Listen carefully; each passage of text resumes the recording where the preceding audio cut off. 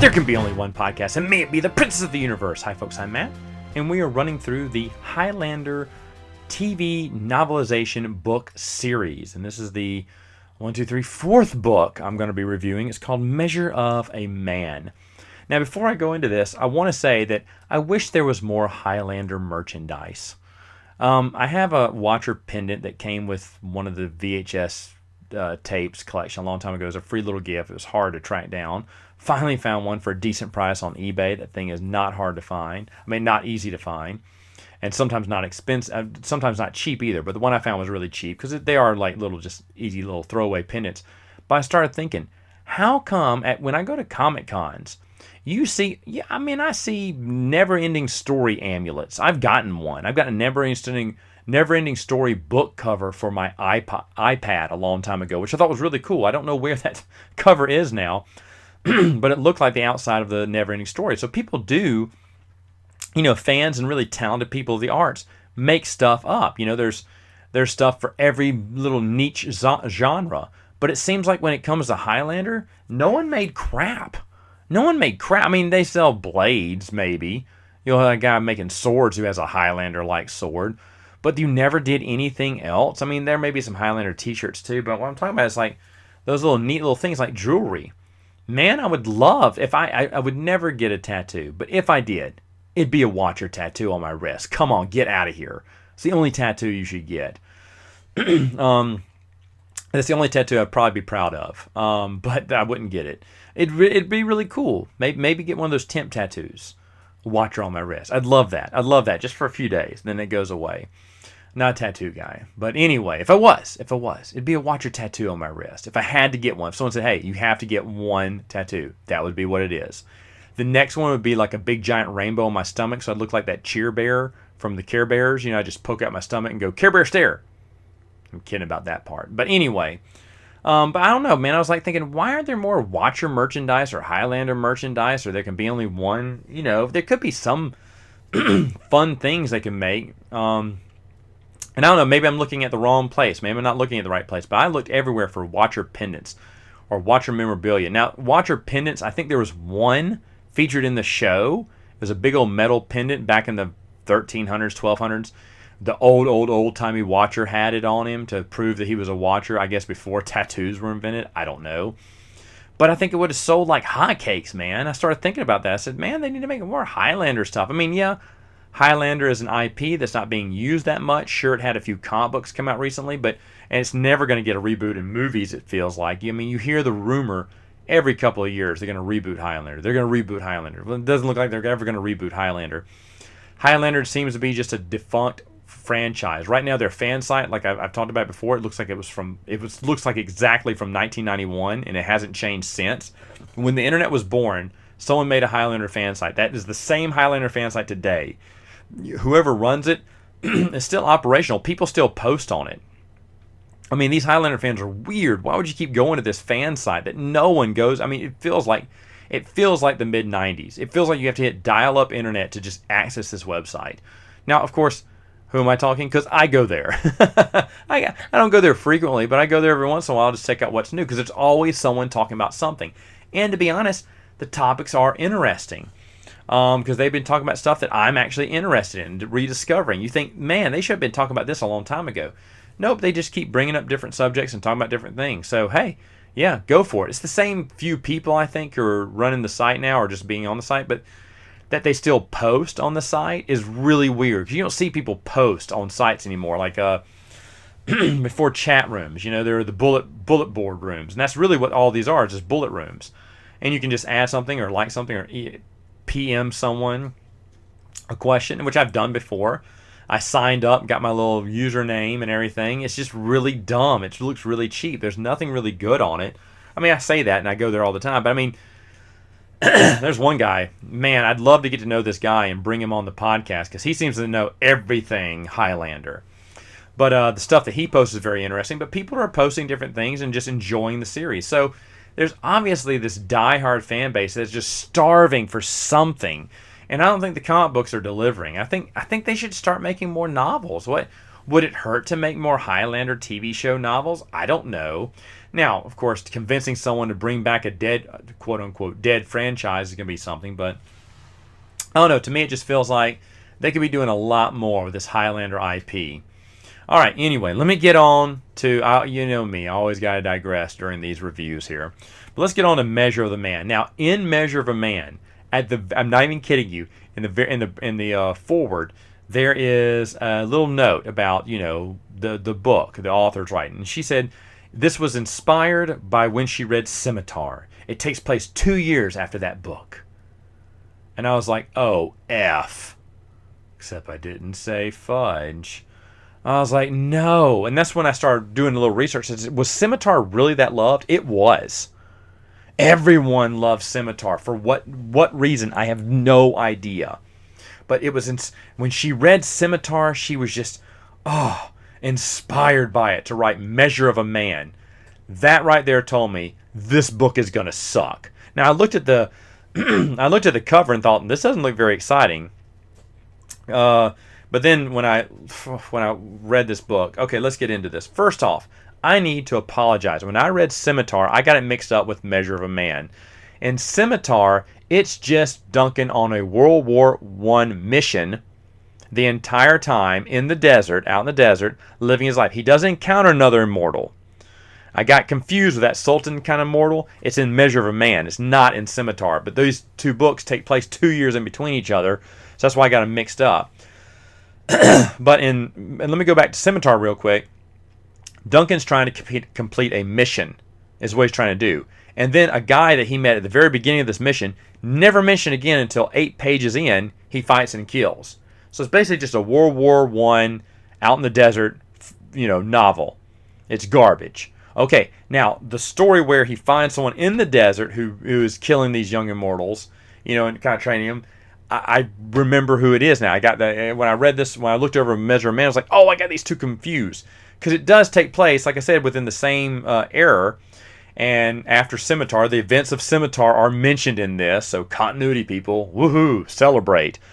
2 of the worst books in the series connected to each other, and a lot more detail because it tells him how he's familiar with the desert now. He's been doing these missions for a while, and yada yada yada.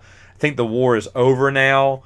At this point, but now he's just decided to stick around a little bit longer because he misses Hamza and everything else like that. So it connects pretty well with Scimitar, which, of course, if it's inspired by Scimitar, of course, I guess it would connect.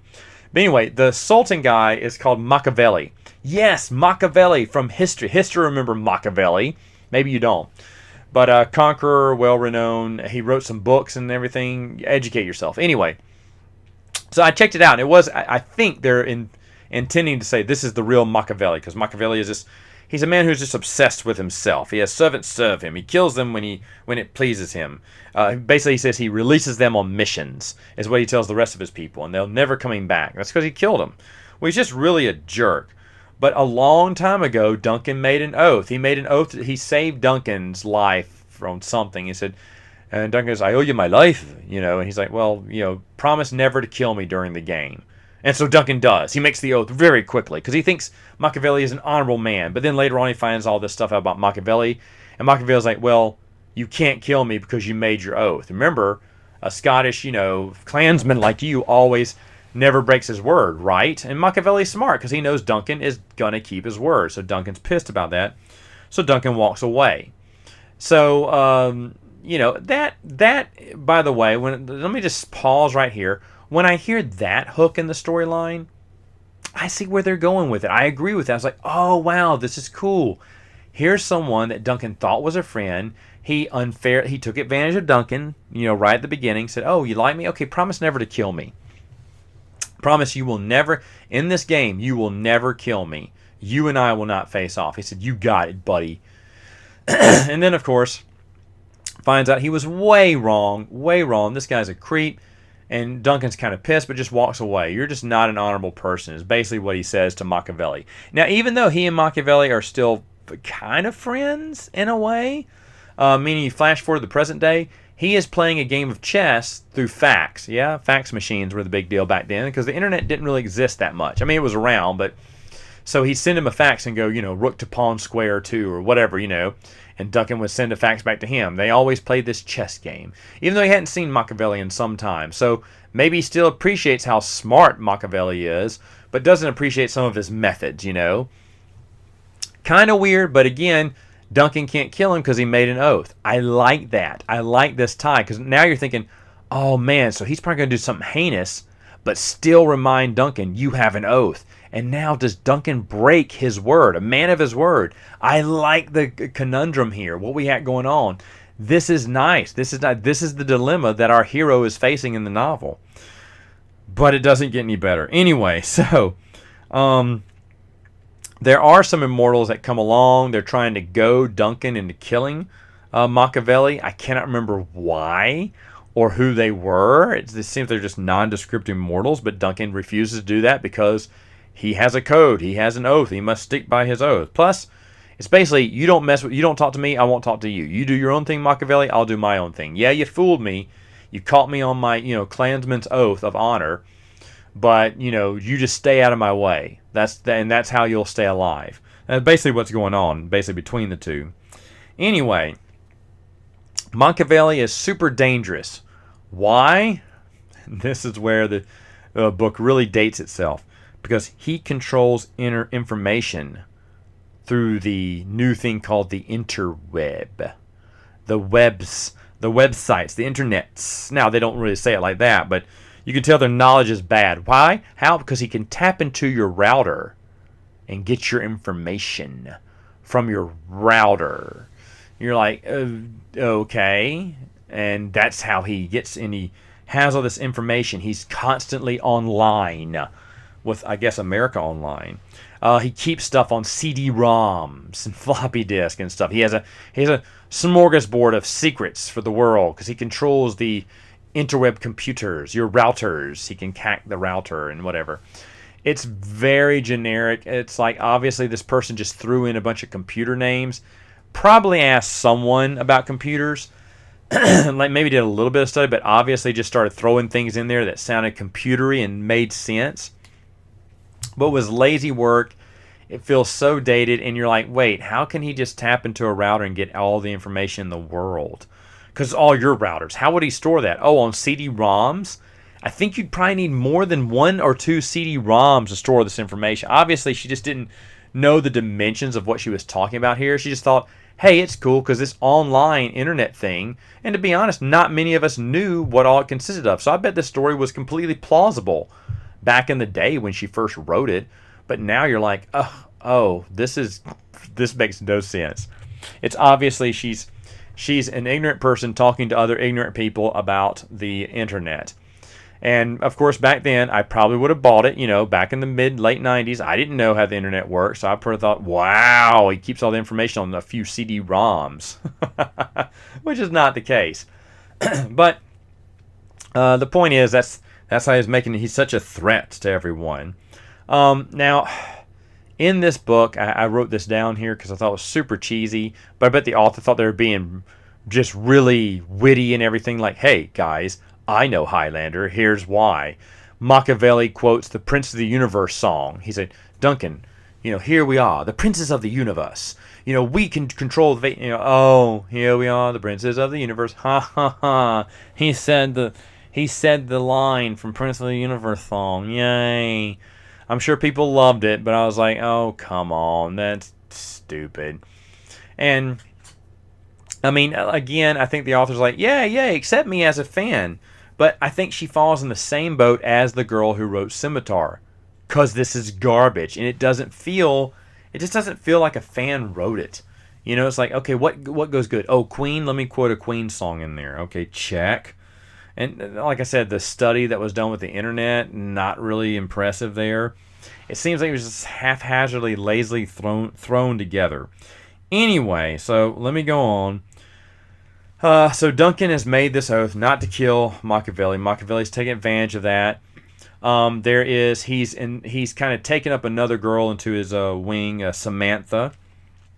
Now I tried to look up Samantha to see if Samantha, because they talk about how I think Duncan and Samantha have a history together, but she's never mentioned in the TV show. Of course not, because they didn't the person who wrote this, just Measure of a Man, just like in Scimitar, didn't watch Highlander, I don't think, or didn't remember much of it.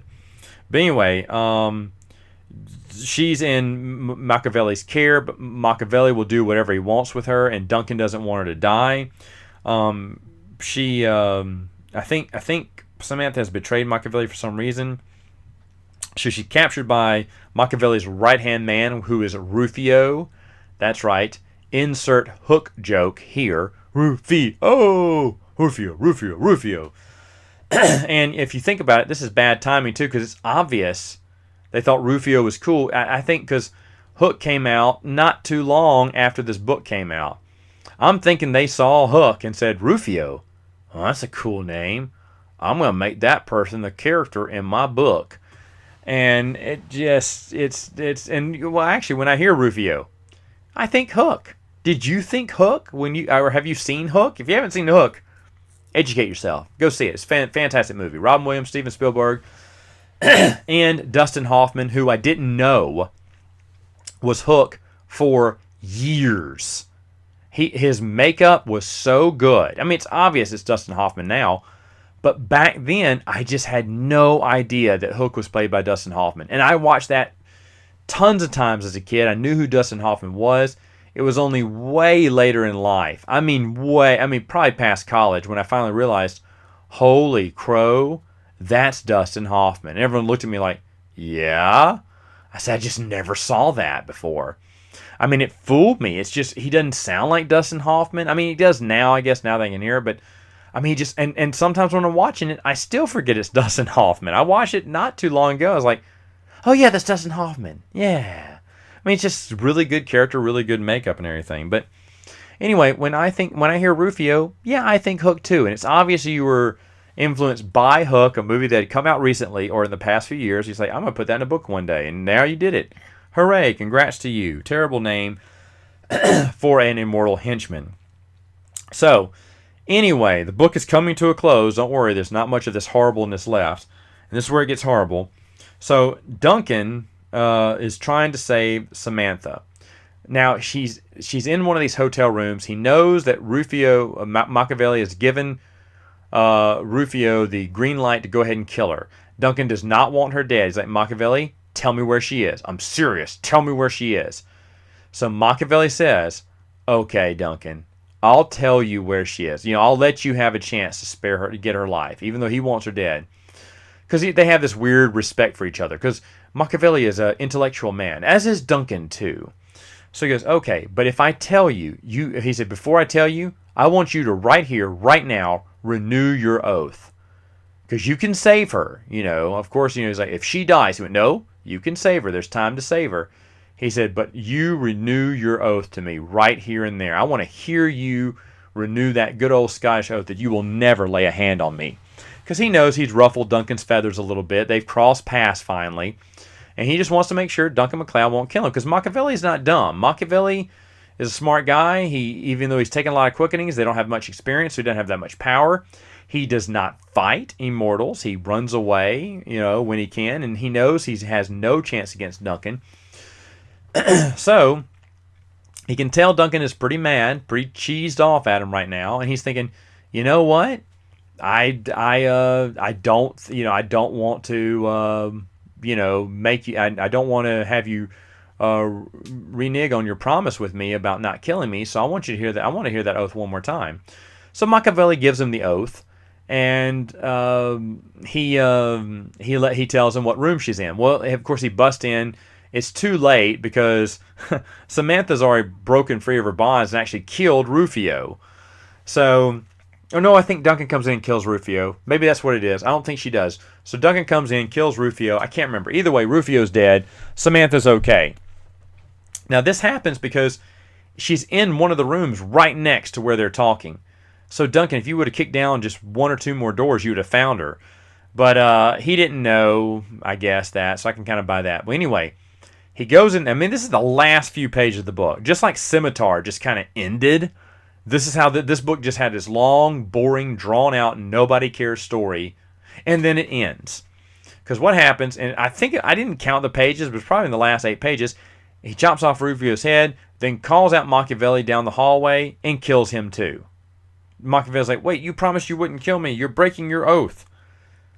But he does that right after, and I was so confused. I was like, wait. Because he just had enough of Machiavelli, and Samantha's okay. So that's the promise. Samantha's okay. No harm from to Samantha. And then Machiavelli, I think, agrees to just let it go. He's not going to pursue after Samantha again. So wasn't that the whole purpose of repeating your oath? And then I thought that, okay, so he's not going to have, but if she dies, it's on. But no, they took that point away because Machiavelli says, no, you have time to save her. So I guess Duncan's just going back on his oath now. I didn't get it. Because Machiavelli lives up to his word. Samantha's safe. He kills Rufio. But then turns around right after getting his quickening and goes, Machiavelli, comes after him too down the hall. Excuse me. Machiavelli hasn't even made it down out of the hotel yet. He hasn't made it from the hotel yet. And he goes, Machiavelli, and goes after him. And kills him right there in the hallway and takes his quickening too. And you're like, why though?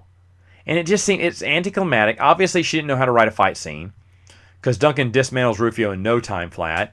And it doesn't really talk about Machiavelli killing the young immortals, but he doesn't have to do anything because they don't expect him to fight. And then, of course, Duncan and Machiavelli don't really fight either because Machiavelli didn't know how to fight, and Duncan kills him really quick. So again, I think this is a friend of the friend who wrote Scimitar and said, you know what? They'll let you write any garbage. You just have to kill someone at the very end. Doesn't have to make sense. I can see her, the author of Scimitar, telling the author of Measure of Man how to write a Highlander book. Saying, here's what you do. Just write a timepiece. Put in a time that you want to write. Just write whatever. But just change your star's name to Duncan. You got to do that for the fans. Have the little silly thing that he's immortal. Oh, and at the end, just in the last few pages, he does have to chop off someone's head. Because it is Highlander after all.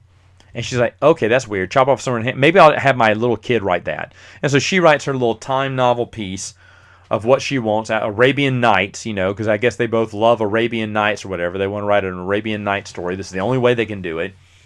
And again, it seems like this book was just used for the author to write a time piece in a specific time era. It wasn't to write a Highlander book. It doesn't feel like Highlander. It feels like garbage, just like Scimitar. Yeah, you were inspired by Scimitar. Boo for you. I think you did a great job because it sucks just as bad as Scimitar. Measure of Man, not that good. Now again, like I've always said, you should decide for yourself on any of these books, although I'm ruining everything for you in these reviews.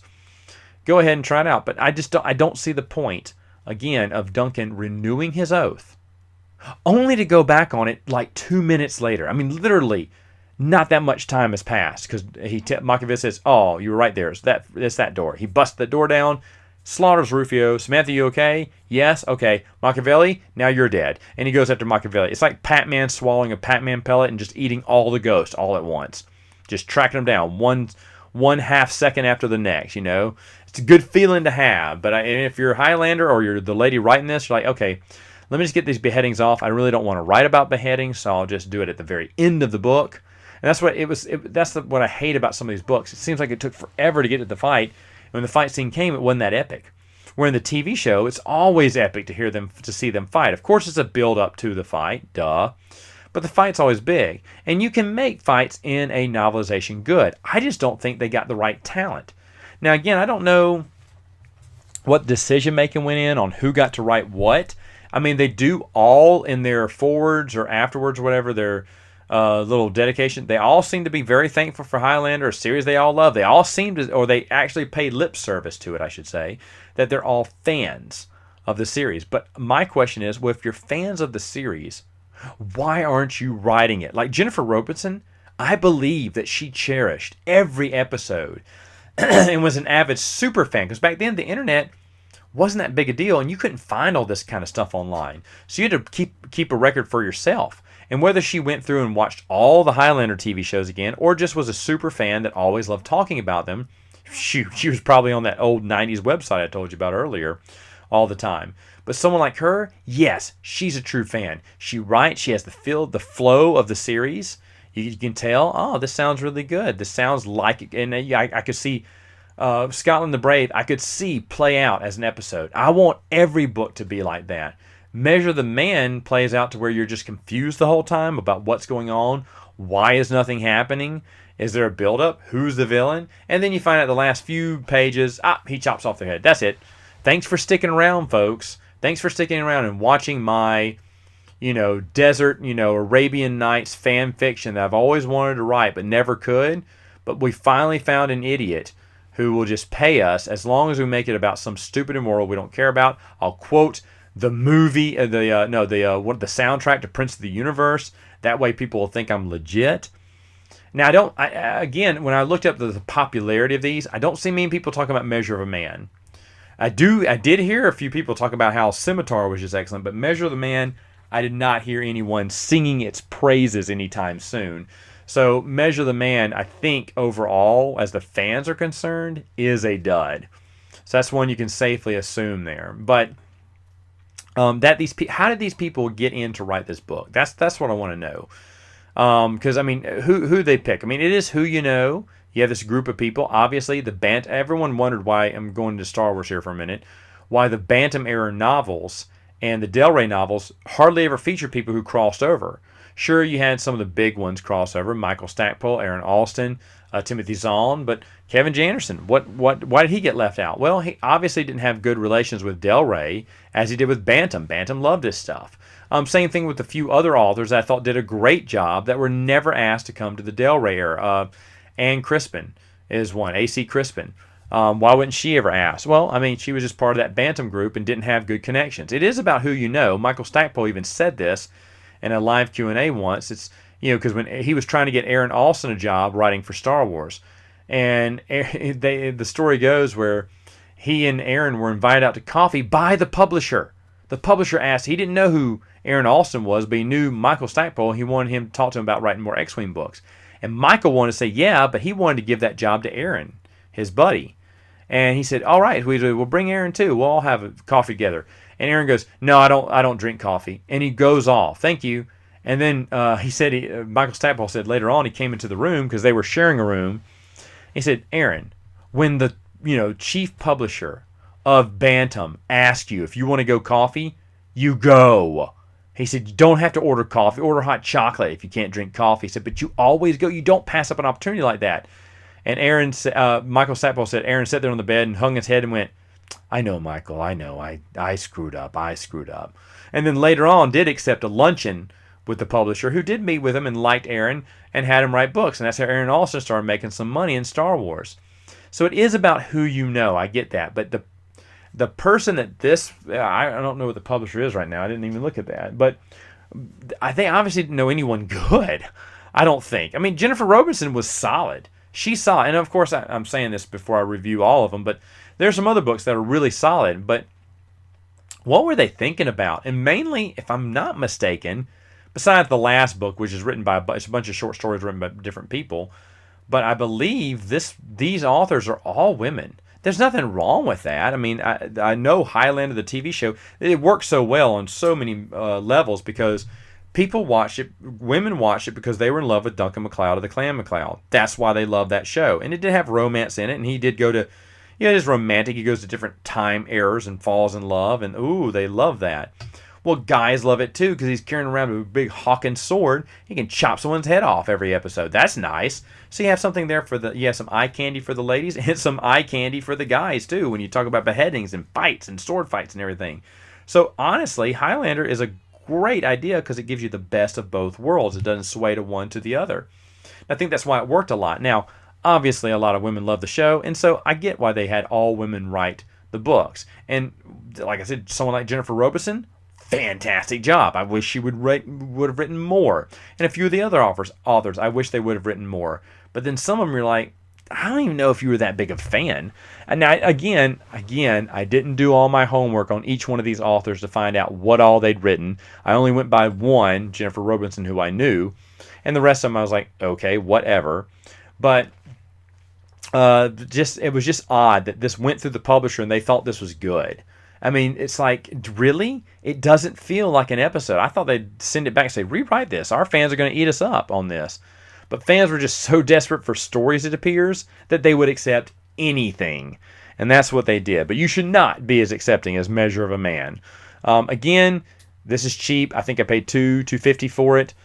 So none of these books are that expensive, and they're probably even cheaper if you go to a used bookstore, and I know they're there. But yeah, if you want to pick it up, fine. But I thought it's not the worst, but I think it's tied with Scimitar as one of the worst. All right, folks. Well, that's it for now. I will see you next time on Princes of the Universe.